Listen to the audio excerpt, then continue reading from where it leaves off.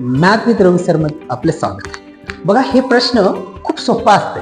अशा प्रकारचे प्रश्न रेग्युलर एक्झाम मध्ये रिपीट होतात.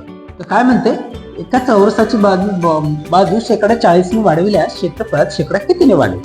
तर 40% क्षेत्रफळ, चौरसाचं क्षेत्रफळ बरोबर राहते बाजूचा वर्ग आणि 2 बार. म्हणजे 40% वाढलं म्हणते शेकडा 40 ने वाढेल. तर 40चं फ्रॅक्शन राहते 2/5. म्हणजे 2/5 फ्रॅक्शन केल्यावर म्हणजे अगोदर 5 असेल बाजू तर 2 न वाढेल. म्हणजे 5 आणि 2 7 होईल. असं 2 बार होईल, कारण वर्ग आहे बाजूचा, म्हणून 5 आणि 7. मग 5 5 25 आणि 7 7 49. म्हणजे अगोदर होतं 25, 25 वर वाढले म्हणजे 25 49 वाले, म्हणजे वाढाले किती 24. तर गुणिले 100 करा. 25 चोक 100 आणि 24 चेक 96.